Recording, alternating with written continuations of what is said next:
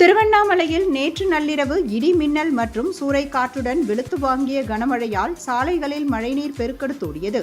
மேலும் கீழ்பெண்ணாத்தூர், தண்டராம்பட்டு, செங்கம், கலசப்பாக்கம், சேத்துப்பட்டு, போளூர், ஜவ்வாதுமலை உள்ளிட்ட பல்வேறு பகுதிகளிலும் கனமழை பெய்தது. திருவண்ணாமலை மாவட்டத்தில் அதிகபட்சமாக செங்கம் பகுதியில் 109.2 மில்லிமீட்டரும், தண்டராம்பட்டு பகுதியில் 95.2 மில்லிமீட்டரும், சேத்துப்பட்டு பகுதியில் 63 மில்லிமீட்டரும், ஜவ்வாது மலைப்பகுதியில் 58.4 மில்லிமீட்டரும் மழை பதிவாகியுள்ளது.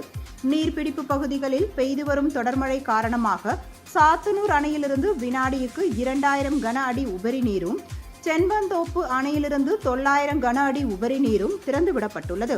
இதையடுத்து தென்பெண்ணையாற்று கரையோர மக்களுக்கு வெள்ள அபாய எச்சரிக்கை விடுக்கப்பட்டுள்ளது.